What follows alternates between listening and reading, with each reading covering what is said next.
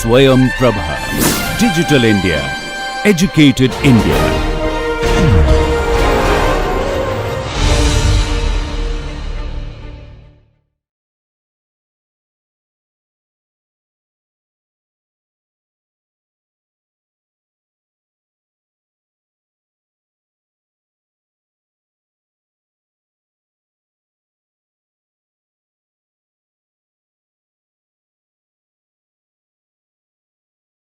Hello and welcome to Marketing Management, a VUCA perspective.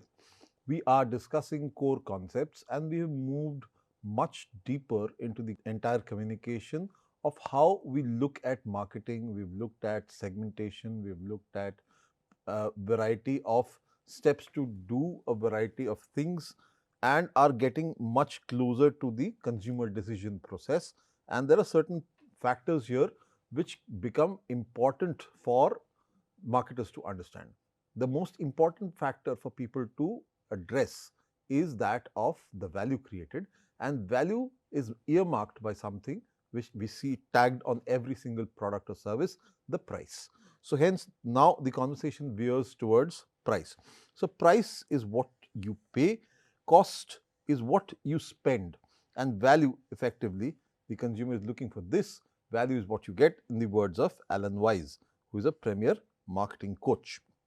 Now, with this thought in mind, value is the final end result that one marketer must try and push towards consumers. So hence, you're trying to create everything that is value abled, and that is the exact outcome that the consumer is seeking to take home. And so you have to go walk up to them and meet them midway. They'll walk towards you because of whatever you are doing in terms of your marketing activities, but you must meet them midway to seek that particular joy that they have actually paid for something which has given them the value that they were seeking. That is where consumer delight really resides. It is the sweet spot where consumers ask and receive the true values worth of what they are perceiving in that particular offering, and they feel that they have given fair price for whatever they have received. So typically with that thought in process, we will move on to our module for today, the price and promotion angle, and this will be a first in two-part mini series. Now here we need to understand that pricing strategy is a real art and science which marketers must really master, and price is that one element of the marketing mix that produces the actual base for the business, the revenue. And so therefore everything else that is there produces costs. So that is the disparity between price and everything else that is there in the entire business. Hence a well designed and marketed product can actually command a price premium and therefore reap big profits for the organization.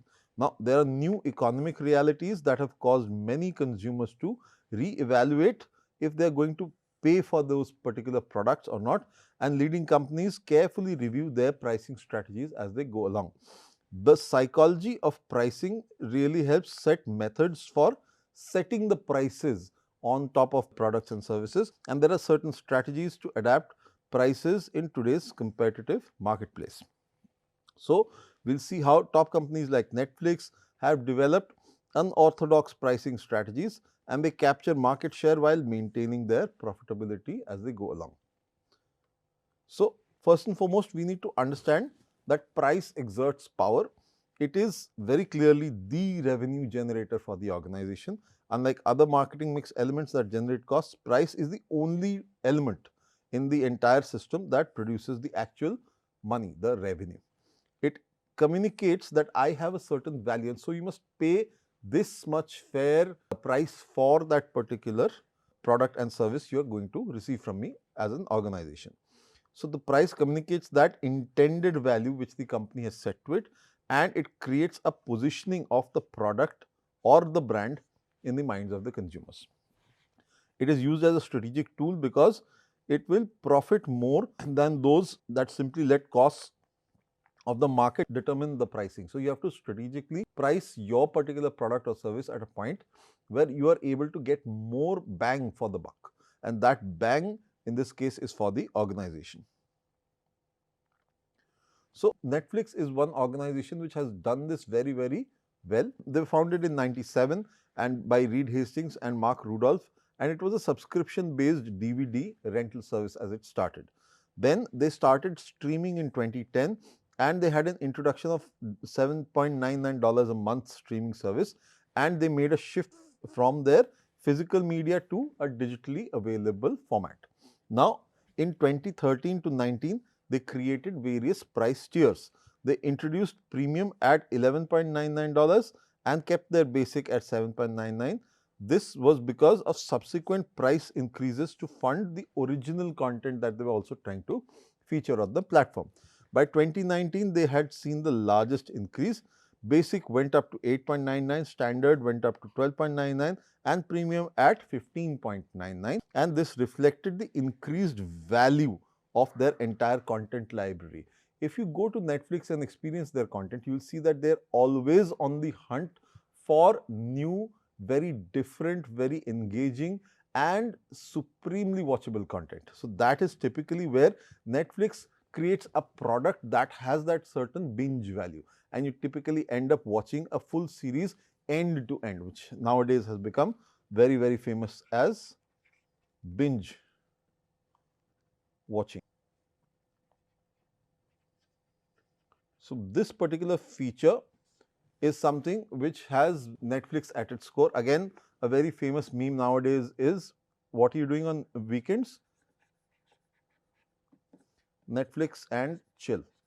So when it enters culture in such huge ways, that is when you know that your brand has really started reaching that particular pedestal in the consumer's eyes.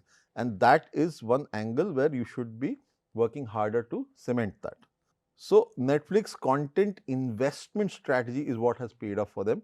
They've got 700 plus original shows which create that vast amount of content on their platform. By 2018 alone, Netflix had that kind of numbers, and they had more getting produced and coming up as they went along. Over 130 million global subscribers, and they had already reached 58 million by 2018, and in the US, and 130 million in the entire world. So this is the kind of numbers that we are talking about. And the basic subscription started at 8.99, like we did discussed. So Reed Hastings has spoken on Netflix pricing philosophy. Price is all relative to that particular value which we are trying to decode from here. We are continuing to increase the content offering, and we are seeing that reflected in all the viewing that is happening around the world. So content is at the core of all of the value that is being created. And Netflix CEO Reed Hastings has actually encapsulated the company's approach to pricing rather than focusing solely on competitive pricing, because there are other OTT players out there. They have created better than competitive pricing or cost plus models. Netflix has emphasized the relationship between the price that they put upfront and the perceived value in the consumer's eyes. So they have a direct conversation with the consumer through their pricing strategy. As they invest in more original content and expand their content library, they believe customers will accept this price increase, because what they are getting on Netflix cannot be and is not going to be replicated by any other OTT. So that is primarily where the enhanced value is really popping up from, and that helps Netflix keep that particular command on its premium pricing. Now, there are various complex factors in the pricing decisions that an organization must make. First and foremost, what is the company? So it has internal costs, it has profit objectives, and a marketing strategy. All of these things create certain sunken costs for the organization. They have to be factored in at a pro rata basis finally, because you're going to charge every single customer basis these. The next part obviously therefore is the customer. The customer has to have a certain perceived value of the goods or services you're providing. They have to have a measure of the price sensitivity which that particular audience is willing to deal with, and therefore they should have that willingness to finally end up paying for it. Then you have to look at who else is there in the fray, the competition, and what pricing strategies have they brought into play, and how are they positioning themselves in marketing. So in the case of Netflix, their content is very, very premium. Their content is produced extremely well. Not any random content can find its way into the Netflix library. Also, their content is extremely watchable. It is supported by the entire larger community of watchers, and that also pulls a lot of new people onto the platform as we go along. And it also gives you an understanding of the marketing environment, because there are certain economic conditions, there are certain regulations and technological changes. All of these factors start to play at how a particular brand can manage its pricing in the longer run. So now there are certain pricing approaches. Let's try and understand how these have evolved and come by. At the very base, when you had trade, when you had barter, you would sit and negotiate, and that is typically when the negotiation era was. So throughout most of history, prices were set by negotiation between buyers and sellers. They came to a midpoint where they agreed, and this is the value abling which we are talking about, that you agreed upon a certain price point where everybody felt that they had been given a fair price for their effort. Now there is something which came after, which was the fixed price era, and this happened in the late 19th century when retailers like Woolworths introduced a strictly one price policy, and it was okay with losing certain customers who would not pay that particular price. And now you've got the internet era. Here digital technology enables instant price comparisons, and you can have dynamic pricing models. Dynamic pricing models shift the price depending on the demand and supply equations, and they actually see how elastic or inelastic the demand really is at that particular point in time. If it can be stretched, they will increase the price. If it cannot be, they will not do so. The internet has drastically changed the entire pricing game. It gives, first and foremost, like we spoke of, instant price comparisons. It also helps you check prices in store. So hence, smart devices now allow customers to compare prices while shopping in the physical store. So they go inside, and while they're looking at a certain product, they can actually see how much it costs for them to buy it online. Then there is group buying power as well. So platforms like Groupon, they enable customers to pool resources for better pricing. And finally, you've got dynamic pricing, which we spoke of, where customers and companies both can monitor demand, and you can adjust prices in real time. For example, Uber puts a surge pricing. You'll now see D2C e-commerce retailers, they will also do this. You'll have bus and train ticketing also get into the same dynamic pricing, and all of these actually go higher as you come close to the end product time. So if you're traveling today evening, chances are if you booked a week ahead, you'll have found better prices. If you're booking it right now, you'll pay through the roof and through your nose probably. So this is typically how dynamic pricing affects you, and you actually end up paying higher. Now let's look at Groupon for a second. Groupon is basically a method through which the app actually gives you a daily deal model. So they have a community on their platform, and they are able to give certain discounts at certain points when there is least amount of traction on one particular brand, and so that brand tries to promote itself, similar to how the stock market also actually operates. And launched in 2008, Groupon emails their subscribers daily with significant discounts for local businesses which want to advertise and promote their particular products with a certain pricing model. Here you will find that businesses have benefit, because often when they are actually giving their offers out, they see better consumer exposure, and they are able to price discriminate, and there is a buzz factor which is the end result. So go to this store because they have the best prices of the day, or their discount is the best in the day. So that is where people start making a beeline for that particular store. There is a revenue split. Groupon takes about 40 to 50% of the revenues from each of these deals, and the businesses receive the remainder. But what they receive as a response is the footfall in that particular store. This gives you mixed results. Studies show that 32% businesses actually lost money, and 40% wouldn't use Groupon again because restaurants also fared the worst and did not get the value from running that campaign at times. So what are the innovation attempts that Groupon has done since?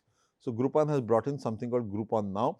Here time and location specific deals are offered via web or smartphones to help businesses boost traffic during slow periods. The iPhone app featured two simple buttons, I'm bored and I'm hungry, to trigger real-time deals for these particular scenarios. Again, there were certain business challenges. Despite a very hyped IPO, Groupon's stock has actually underperformed and the company struggles to find the right business formula. So many businesses complain that Groupon attracts only deal seekers who rarely convert to regular customers. Again, we've talked about long or lifetime value of customers. And once you've acquired a customer, each time if you have to go through the entire exercise as a business to acquire your customer again for the next transaction, your customer acquisition cost tends to keep going up. And that is something which adds to the overall pricing of whatever product, because you have to retrieve that particular cost from the customer. Organizations are most concerned about lowering their CAC and increasing their LTV. So both these aspects play in the minds of business managers and marketers as well. So who is the pricing authority therefore in the organization?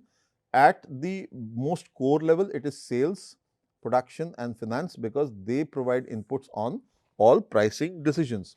On top of this, you'll find there's a pricing department which at larger companies where they exist as a specialized unit, you'll find them doing the exact price comparisons with the market and also what kind of costs are they incurring to develop that particular product, what kind of marketing spends are they doing, and then putting a premium on top of these because they have to get the costs, and therefore the kind of spends will actually showcase how many people are they reaching out to, what is the customer acquisition cost and how they're going about getting that kind of revenue back into the system. Then you've got division of product line managers who propose and implement pricing strategies because they feel certain products have a better chance of generating the necessary revenue for the organization, and therefore they wish to push that particular product or line further and get those revenues for the organization. At the end of the day, there is top management as well, because they set those policies and principles to get the larger objectives met for the organization. So general pricing objectives are set by top management. They give a general broad yardstick by which the entire organization actually operates. So now, what does pricing have to do with the consumer's mindset, their psychology and their thinking? So there is a big reaction between the consumer's psychology and how they see products when they are priced at a certain level. There is an active processing going on in consumers' minds. Consumers actively process the price information, they interpret through prior examples and experiences, whatever anecdotal reference they have, they compress all of that and think through it. And whichever formal or informal communication they have received, they try and remember all of that. And there are other contextual factors, because there may be something in competition, there may be completely unrelated alternatives where they could have spent that money. So they start prioritizing on a variety of different levels. There are certain price thresholds which actively play out in customers' minds.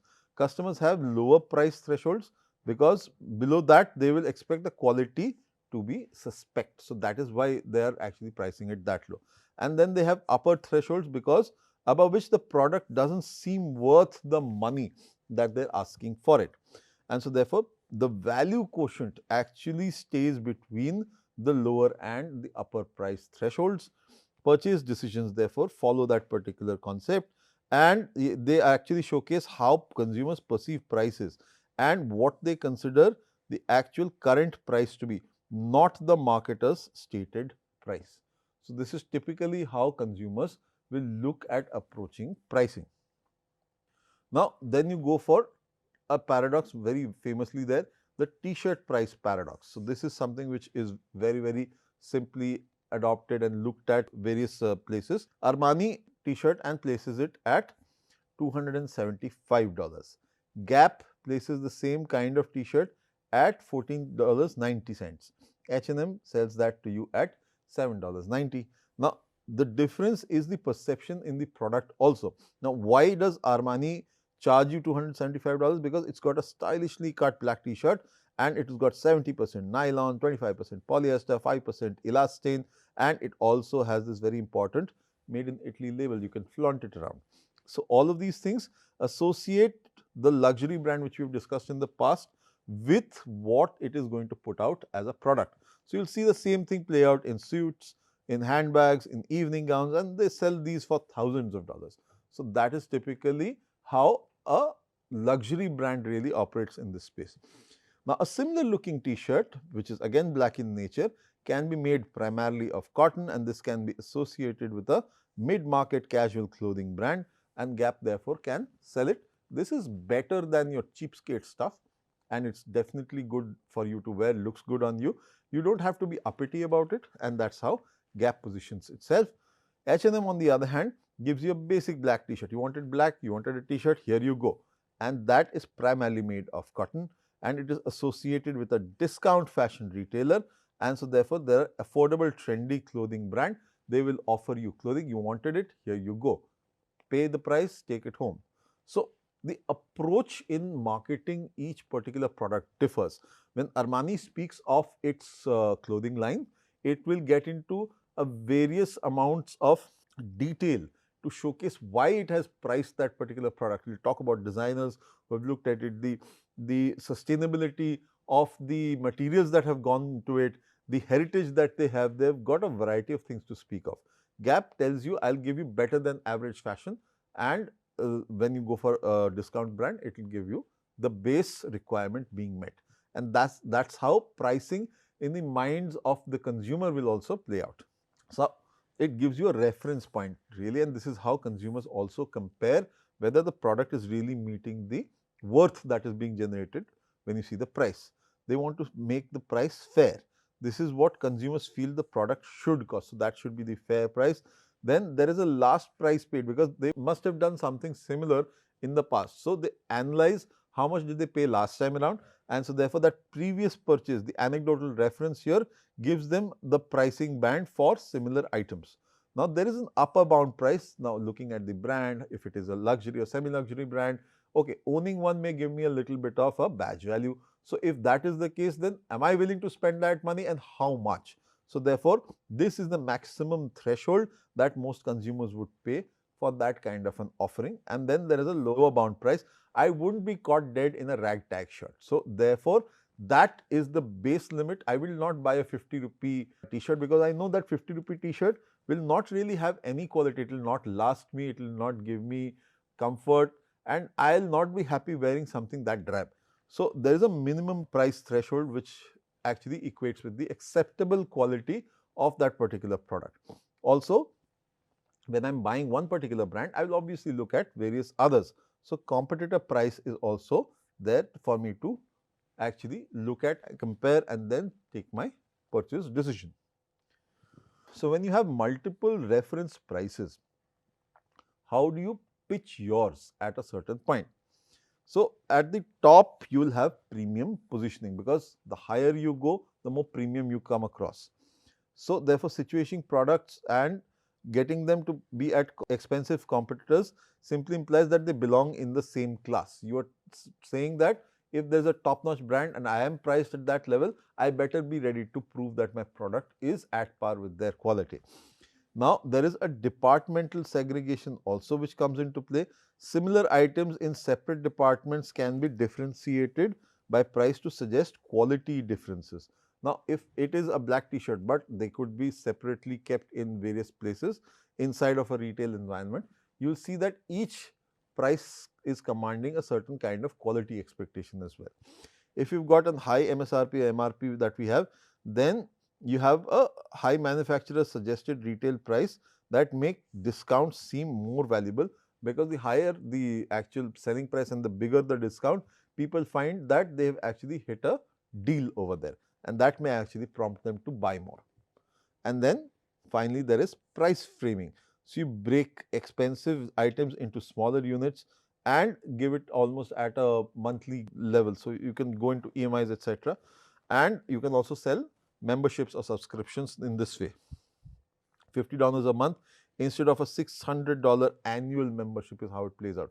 Again, brands sell discounts on top of this by giving you a little discount if you buy the entire annual membership at a go, because if you add $50 a month and say it comes at 600, if you sell it at 520, So you get $80 off if you pay for the entire year in one go. So that bulking up is something which also brands do.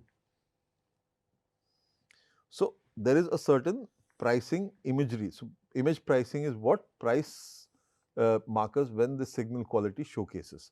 Now you've got a luxury perception. Image pricing is especially effective when ego sensitive, not eco, but ego sensitive products like perfumes, expensive cars, and designer clothing are showcased.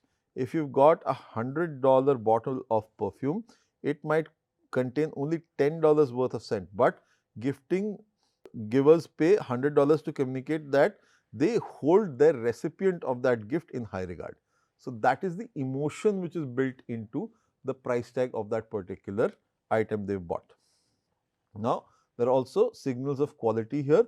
Higher priced cars are perceived to possess high quality. So they will likewise be perceived to be higher priced if they are higher quality cars. It can't be cheap and good at the same point in time. So information about true quality is available, but price becomes a less significant indicator of quality, because if you've got the exact understanding of how this plays out, then you will know what price role it has to play. So exclusivity is also a factor, and scarcity is also a factor when it comes to denote what kind of pricing a product will command. Now Ferrari manufactures sports cars, it has limited supply.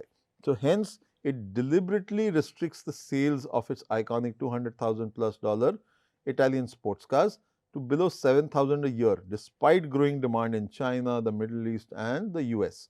So that is why Ferrari keeps reaching that particular price threshold, because there are only a few to be had. Brahma beer's dual identity showcases that it's a no-frills light brew in its home market of Brazil, but at a higher price point, it has sold in Europe because it's seen like exotic Brazil in a bottle. So that is the kind of connect which it has in a different market. Pabst's premium positioning also has helped them, where the Blue Ribbon is a retro favorite amongst US college students, but in China, it sells in an upgraded bottle and at a premium price that allows it to command $44 price tag. So again, differential pricing in various markets is allowed because you are able to strike a certain different kind of positioning. Now, Pabst is not a Chinese product, hence something which the Chinese are craving for, given to them in a certain value bottle, is going to get you to peg your brand at a certain price point. And there are pricing cues that actually influence customers whether they are going in for a certain buy or not.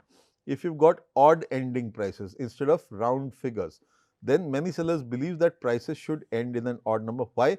So that customers perceive that an item priced at $299 rather than the 200 range or 300 range will sell better, because there is some honesty and some discount and some value built in, because it's at an odd number. Again, if there are sale signs next to prices spur demand, because people believe that this has suddenly come down, it will stay. So it builds in the urgency to buy while the stocks last or while the sale lasts. Again, it should not get overused, because total category sales are highest when some but not all items have those sale signs. Again, there has to be the urgency bit built in, so limited availability. So offers with limited availability 3 days only, for example, is where the urgency part also comes in, and it spurs sales among customers actively shopping for a product. There are shopping seasons also, like Black Friday internationally or Big Billion Days,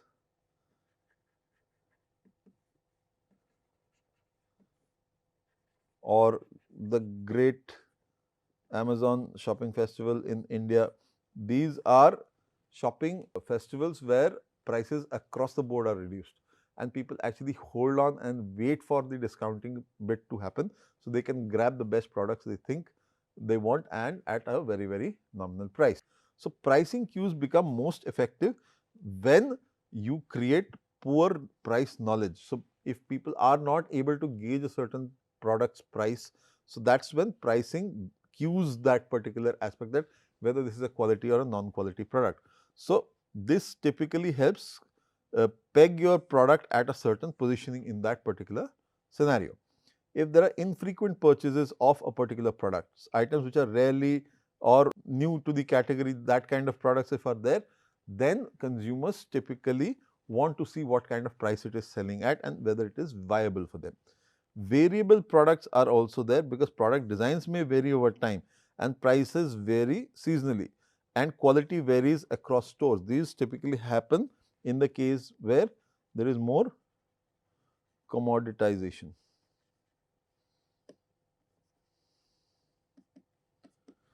So, this is apparent in these cases, and then there are diminishing returns.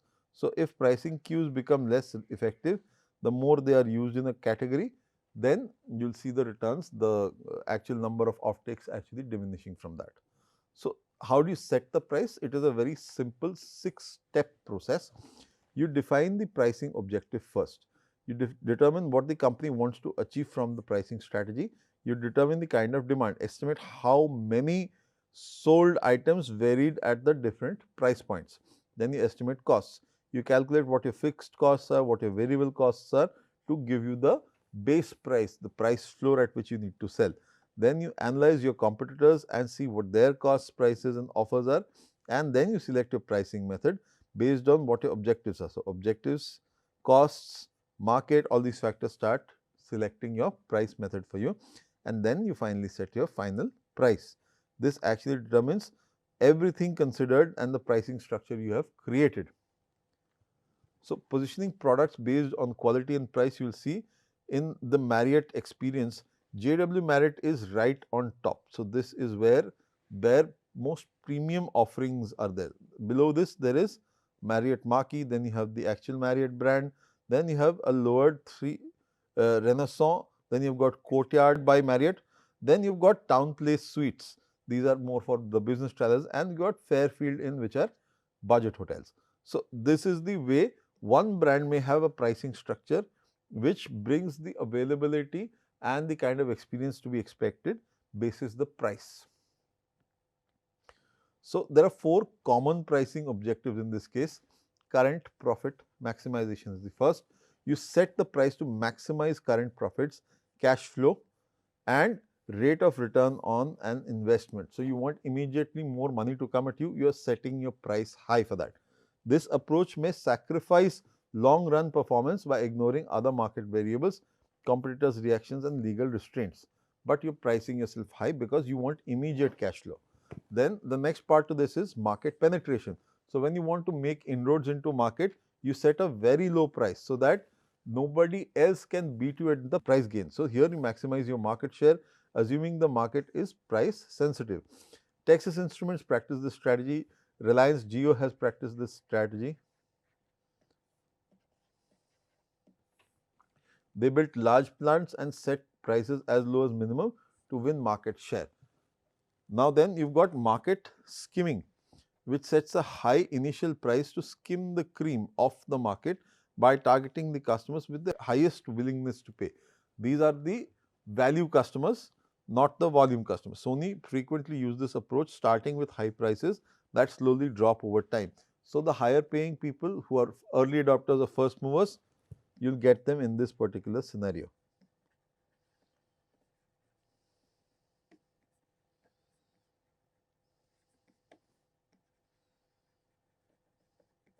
What typically happens in this case is you do not produce too many of your particular products or services, and hence a limited number of products also increases the urgency to buy these particular products at that point in time. Then you've got quality leadership. You charge a premium because you are a quality leader, and this applies to brands like Starbucks, BMW and Viking. They showcase themselves as great quality leaders, and therefore they can charge that kind of price, and people who are loyal, they come and buy from them. Then there are non-profit pricing objectives as well. For example, universities which do not want to make profit of the thing and they want to aim for partial cost recovery because they get grants as well. They've got relying on private gifts and public grants to cover the remaining costs. You've got non-profit hospitals which often aim for full cost recovery in their price structure. Theatre companies may price productions to maximize the attendance rather than the revenue. And then you've got social service agencies which set service prices geared to client income levels, because if somebody who's from a slightly lesser economic background, then they may not have the ability to pay, but that is where social service really walks in and helps them receive the necessary service. Which brings us to demand. Demand happens and is seen over time changing, and that can be plotted in the form of demand curves. A typical demand curve for most products is the relationship between the price and demand, which is inverse. As the price will increase, the demand will decrease. So these are represented by a downward sloping demand curve. The steepness of this curve indicates how sensitive consumers are to price changes, and it is known as the price elasticity of demand. When you've got prestige pricing exceptions, for prestige groups, you will see that the demand curve sometimes slopes upwards, because some customers want to take the higher price to signify a better product, especially in the luxury scenario. They will want to buy something that really costs a bomb. If the price is too high, the demand may eventually fall, but till you are able to maintain it at a certain point, the demand will keep going up. Luxury brands like Ferrari deliberately limit their supply to maintain this exclusivity and premium pricing. So, price elasticity of demand is the reflection of how responsive sales are to price changes. In demand curve A, you will see a price increase from $10 to $15, and it leads to a small decline in demand, which is inelastic. In curve B, the same price increase causes a substantial drop, which is elastic. If demand is elastic, lowering prices may increase your total revenue, because there are chances people will pick up your product more. When is the scenario when price elasticity is actually low? When you've got unique products. This product is distinctive with few or no substitutes. So that is why competition is really not going to exist, which is what we also call a blue ocean scenario. Here you will find unique products, and consumers did not readily notice the higher price because there is price awareness.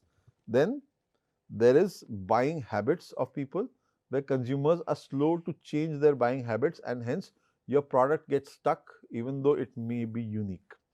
Then there is perceived justification, because consumers think higher prices are justified by factors like product scarcity or increased costs. So production cost will be higher. And finally, income proportion. So the income and the expenditure from it is a smaller part of the buyer's total income. So if they have to shell out a lot of money of their income, that is when they will probably think twice. So how do you understand cost structures better? Cost structures have a variety of levels within them. At the base, you have got variable costs, because these change directly with the amount being produced. If you're increasing more number of production, then you'll have to have more hours of production, hence your factory will run for longer, you will run into bigger energy bills. So hence variable cost. Fixed cost is stuff that you've already bought and they don't vary with production levels. So you paid rent for your factory, or you bought a machine for production. These costs are already paid for and they are part of what you're going to incur irrespective of. And then there is total cost, which actually sums both of these up and gives you the total cost overall. So fixed costs like rent, intent, salaries, etc. will not vary. Variable costs change directly, like we said, and total costs are the sum of fixed and variable costs. Average cost, therefore, is cost per unit at a given production level. So all of these factors give you the notes of how and when you will be able to measure cost structures. Now, when you see the experience curve, you will see that as companies gain production experience, their methods improve, their workers learn shortcuts, materials flow more smoothly, and procurement costs actually dip. So the result is that average cost falls with accumulated production experience, and the decline in average cost with experience is called the experience curve. So when you experience your curve looks like this in pricing strategy. Competitively speaking, there is Samsung, which has a tab which costs $80, and after producing about 400,000 units, competitors A and B have a cost of $90, whereas $90 and $100. And if all three sell at 100, Samsung makes $20 per unit, A makes 10 and B just about breaks even. Samsung could lower its price to $90 also, then B will not be able to manage because their price is higher than Samsung's any which way, and it will put the pressure on A. As production increases beyond 400,000 units, Samsung drops the cost further and restores profits even at the lower price because they have driven competition out of the market. There are certain risks of this strategy. Aggressive pricing might give the product a cheap image. So, the mental connotation with that is something which has to constantly be monitored by the marketer. The strategy assumes that competitors are weak followers, but the competitor might innovate with lower cost technology and they have the chance of leaving the market leader stuck with the old technology while they come up and become the innovator in the series. So, hence experience curves affect, they apply not only just to manufacturing but to all other costs including marketing, distribution as well as sales. There are 5 major pricing methods. So, you have your typical markup pricing where you add a standard markup to your product cost. This is the most basic approach. Then you have got target return pricing. So, there is a setting a price to achieve specific returns on the investment. So, you want a certain revenue to flow into the organization, so you target for that. Then there is value to customer pricing where you base your price based on customers' perceived value. Then you have got competitive pricing where you base primarily on how much competition is basing their pricing on, and finally you have got auction pricing where you let bidders actually compete for the price. There are 2 ways to do bidding: the English bidding where prices keep going up, and then there is the Dutch bidding where you start at a level and the price keeps going down. Let us look at economic value to customer pricing. So, in the case of Caterpillar's value proposition, Caterpillar might price its tractor at $100,000 even though similar competitors' tractor costs about $10,000 less. This premium is justified by superior durability $7,000, reliability $6,000, service $5,000, warranty $2,000, delivering $20,000 in extra value which Caterpillar can convey to its consumers. Packard has a premium strategy. They make Kenworth and Peterbilt trucks. They command 10% premium through focus on customer experience. The customers justify the higher price based on reliability, higher trade-in value and other superior features that attract better drivers. On similar lines, in India, you have seen Stag umbrellas which moved towards a quality focus when there were other Chinese competitors who came in and tried to undercut it, because this was that typical pricing example we talked about. Stag umbrellas in India increase their quality and put in new designs and features also like built-in flashlights. Now, these things, despite higher prices, sales actually increased as customers recognized the superior value of what is being made available for them. There are various kinds of auction pricing, like we spoke of English auctions where you have got ascending bids and Dutch auctions where you have got descending bids. In the English auction, you have got one seller, many buyers, and bidders raise their prices upward until the top price is reached. They are used for antiques, real estate and patents. Kodak and Nortel sold hundreds of patents this way, raising hundreds of millions. On the other hand, in Dutch auctions, either there is one seller with many buyers where the auctioneer starts high and decreases price until someone accepts, or a one buyer with many sellers where suppliers compete to offer the lowest price. SAP Ariba runs B2B auctions for various multiple business supplies. So, this is typically how the 2 different kinds of auctioning systems work. The price discrimination strategies can be, you can look at customer segment pricing where individual customer segments are looked at and you pay different prices for the same product. For example, a Mac may cost lesser for students because of student discounts. Same for educational institutes as well. Then there is product form pricing, where different versions are priced differently. For example, Evian's $1 water bottle versus $12 bottle spray. Now, then you've got channel pricing. So, different prices in different channels can exist. For example, Coca-Cola in restaurants versus in vending machines is priced differently. Then you've got location pricing. Different prices exist at different locations. For example, theater seat pricing. So, or even airline seat pricing for that matter. So, if you're seated at a place where you get more leg room, you pay higher for that.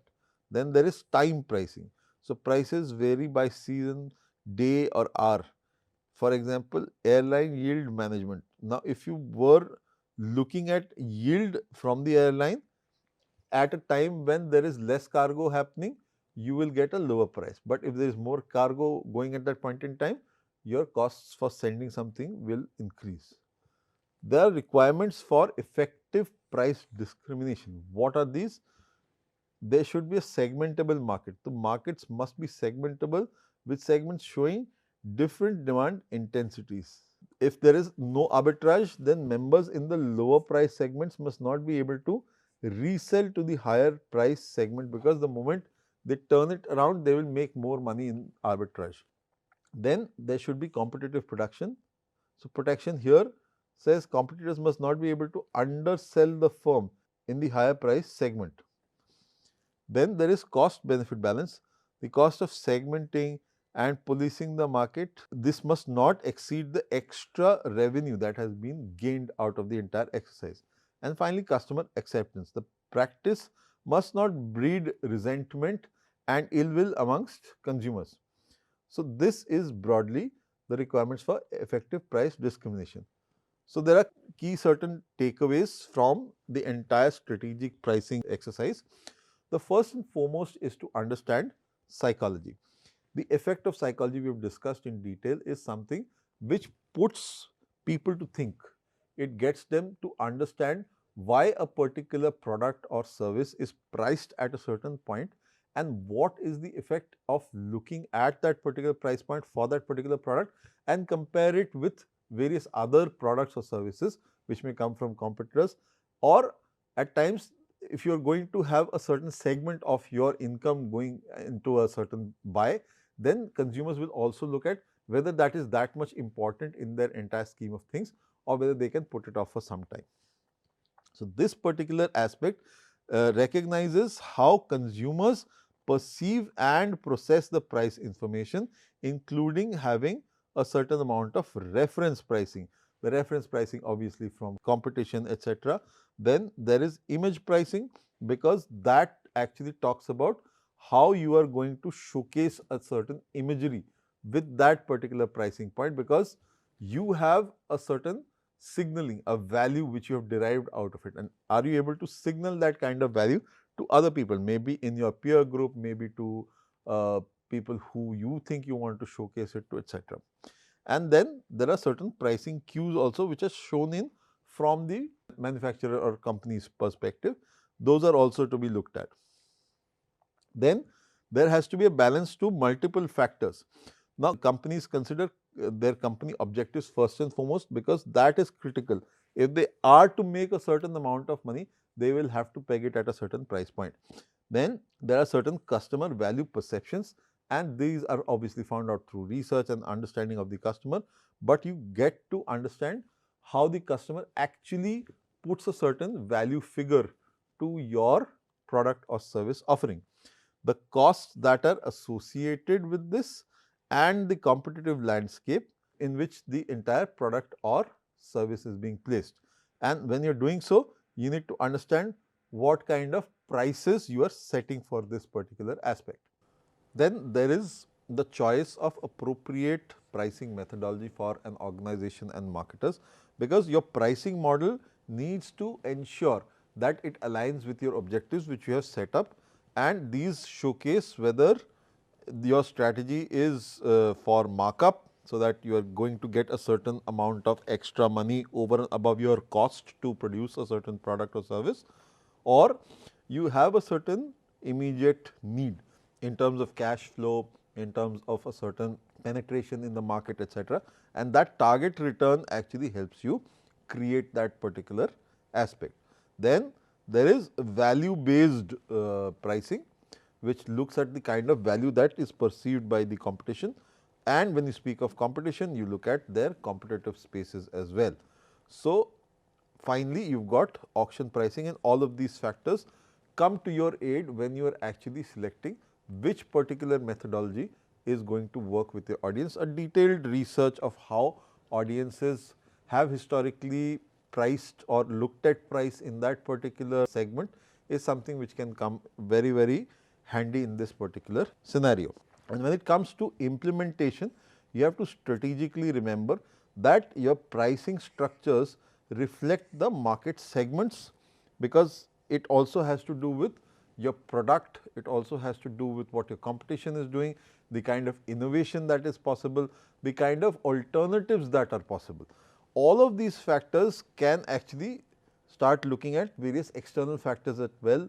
So, there is logistics, there is input cost, there are various factors. Again, we will say you look at the market very, very closely, and hence keep your VUCA radar on.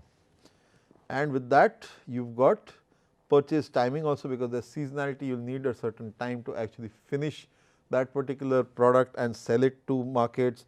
Consumers will buy it based on a certain seasonality. So, there are various chances of a purchase timing consideration to come into play in these, and then there are order levels. So, how much are you ordering, when are you ordering?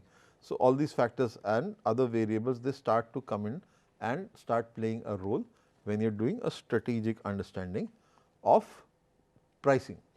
These are our key takeaways for today, and pricing always has that psychological factor embedded within. So, that is something which we will have to consider and understand how brands need to work with that when they are considering a certain target audience. At times, keep remembering that the elasticity of demand showcases that at times, if you have a premium offering, then selling it for a low price will not necessarily get more people to buy. People will start thinking that the quality has dropped, hence there will be lesser chances of people buying that particular product, because the price has dropped and there is something suspect. So, that is what we have time for in this particular conversation. We will get into further detailing of the entire offering on price and the promotion angle to things, and we will look at various interpretations in our upcoming conversation. And that is all for today. I will be seeing you next time.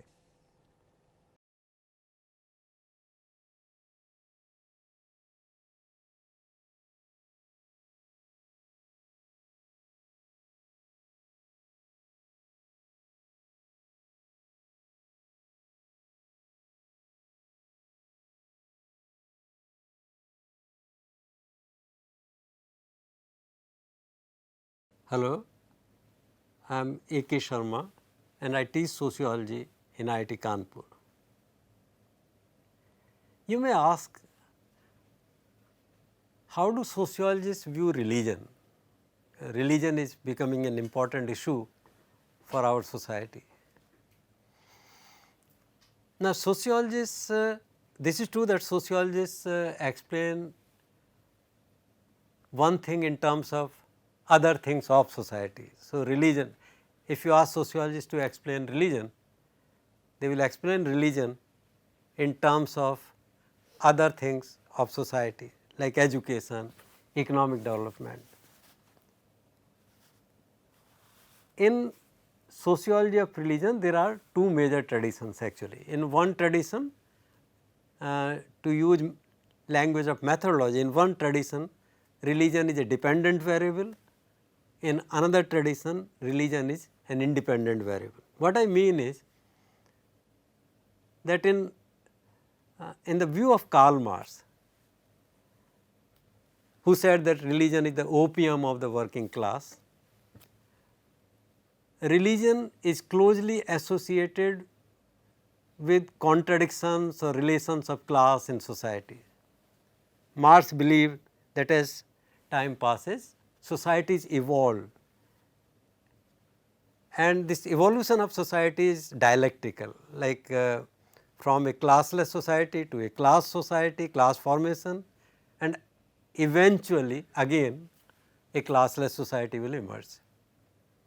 Karl Marx believed that laws of human behavior or laws of society are specific to stage of development of society and are closely associated with mode of production or tools and techniques of production and ownership of tools and techniques of production. To Karl Marx, who think that a modern society is a capitalist society, religion is the dependent variable which needs to be explained in terms of class relations. And when he says that religion is the opium of the working class, it means that religion is used by the powerful class, the class which owns the means of production, to legitimize their class position or to confuse the workers. Let the workers think that if they are poor, if they are exploited, and if they suffer from various kinds of problems, it is because of their fate or their deeds in the previous births, and not develop the revolutionary consciousness to analyze the real causes of their poverty or exploitation or ill health. This is one view, and religion is the dependent variable, which also means that tomorrow in socialist society or in communist society, if it ever emerges and society becomes classless once again, religion may not exist. Now, according to another view, Max Weber, religion is actually the independent variable that explains emergence of something else, and that something else is the emergence of capitalism. Max Weber said that unlike in the Hindu countries or the Muslim countries or Christian countries where influence of Catholic Christianity was rampant, capitalism as we understand by capitalist institutions, capitalism could not have developed. It does not mean that people, Hindus or Muslims or Catholic Christians, they were not acquisitive in nature, but there was a difference between them and those influenced by Protestant ethics in certain countries of Western Europe. And the difference was that these people did not use what they earned from their enterprises for comforts or for saving or for security or for status or prestige, but whatever they earned from their enterprise, they further invested this in the enterprise itself, and they lived simple life. By living simple life and spending the earnings back in the enterprise leads to emergence of capitalism in Western Europe. Here you see that religion is the cause. So, at some point of time, some philosopher, his name was Calvin, who gave a new turn to Christianity and propounded the philosophy of a new philosophy of Protestantism, also called Puritanism, the theory of predestination, which created anxiety in people's mind to know whether they are elect or not, whether after their death they will go to hell or heaven. So, this reinvesting in enterprise and not using the profits for their own gains or for their own comforts, this produce capitalist society or industrialization, in simple language industrialization, or this produce economic development first in the countries of Northwest Europe. And another issue which sociology tackles with regard to religion is whether we are secularizing. Now, it has been found that in the Western countries with urbanization, economic development, industrialization, education, democracy, there is a fall in religiosity. But in our country, secularization is defined in a different way, because we are a plural society, and for thousands of years all religions have been juxtaposed in our country. So, we define secularization as a process in which state maintains equal distance from all the religions, but does not become irreligious state. So, but this kind of definition or this approach of state obviously is going to raise new issues, new social problems and religious issues, other issues, but this is what it is. So, sociologists of religion will also study this process of tensions in the process of secularization in a plural country like India. Thank you.